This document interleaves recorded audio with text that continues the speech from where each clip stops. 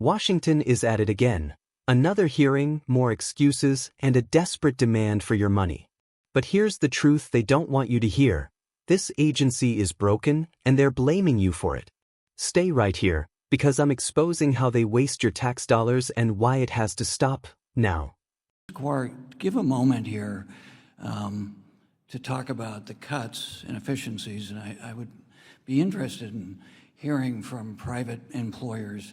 If you're not going to fund a program to make it efficient, why would you surprise it doesn't work well? So talk about the budget cuts, and then if you could talk about this, it was Brandeis who said sunshine is the best antidote, but how do we get to that point where it's efficient so everybody has it? This nefarious idea that somehow the employees are getting information, and as you said to Mr. Scott's comments, that's you're not history. That's not your history.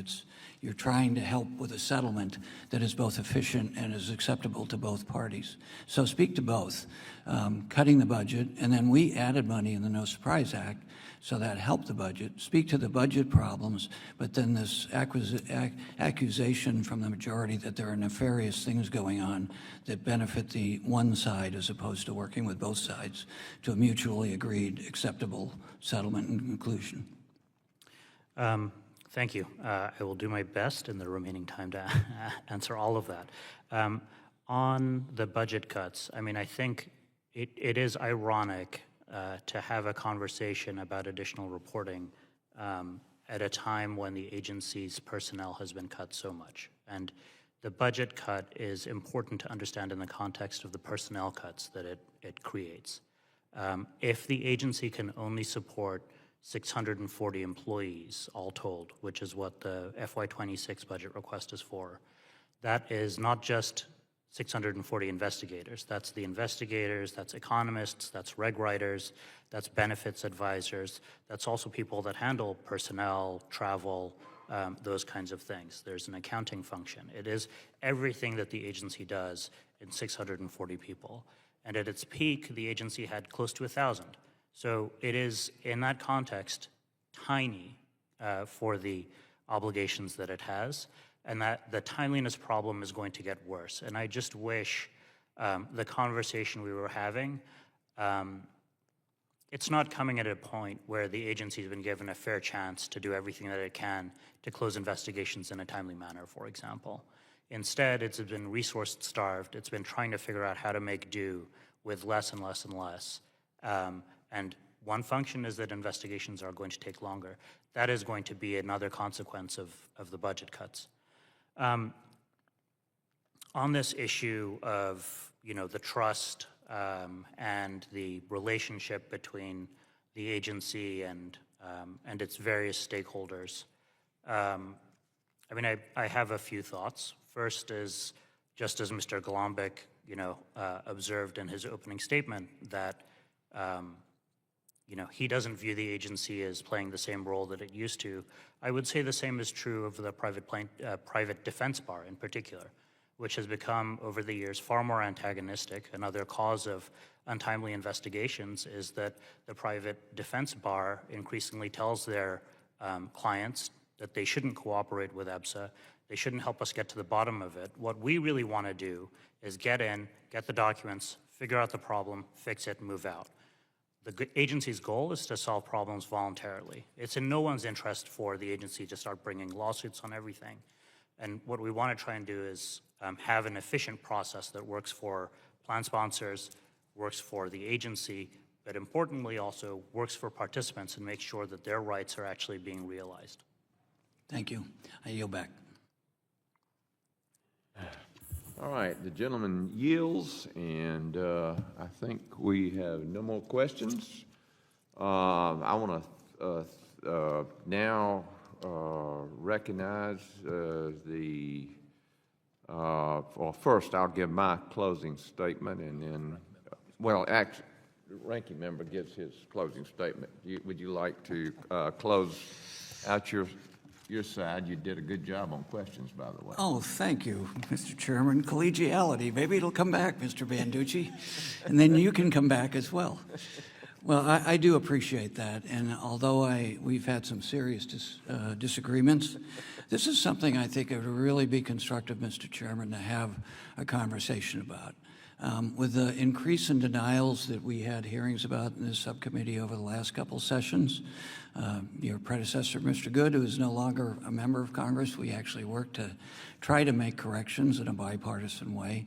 But it's so important. If people are going to be not be able to access Medicaid, and we have more denials in the employer-employee section, having been on the governing body of a public hospital, you know where people are going to end up.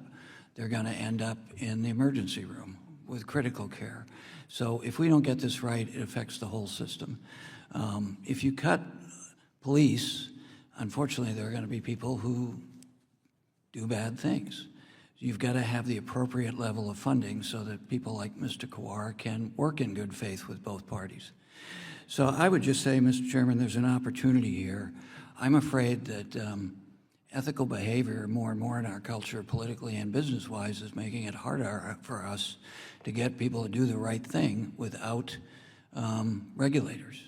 And just consistently underfunding and demeaning public sector employees who are doing a good job doesn't help the situation. And from my perspective, as opposed to our conversations about our experience in the business sector, it's eroding the level of trust.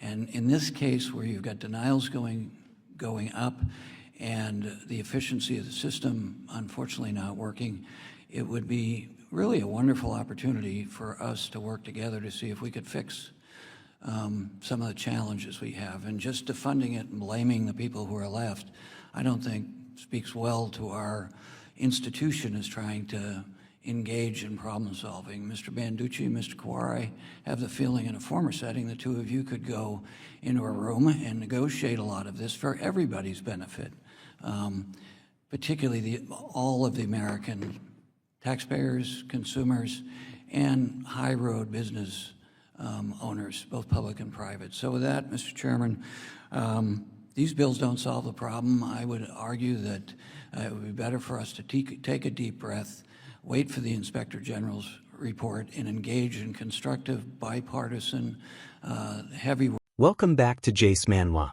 Hit that like button, subscribe, and turn on notifications because today we're cutting through the DC nonsense. This congressional hearing was a perfect example of why government is broken and why Americans are fed up. The ranking member from California spent the entire hearing complaining about budget cuts and demanding more money for a failing agency. But here's the truth. This agency already had close to 1,000 employees and now has 640, and somehow, it still can't do its job. Throwing more of your tax dollars at bureaucracy won't fix incompetence. He even said we should wait for the Inspector General's report. That's code for stall and do nothing. Meanwhile, investigations drag on, healthcare costs skyrocket, and ordinary Americans get left behind. And of course, he blamed the private sector for being antagonistic. You know why businesses push back? Because they're sick of being crushed by red tape while the government refuses to take responsibility. Instead of fixing the mess, he called for bipartisan cooperation.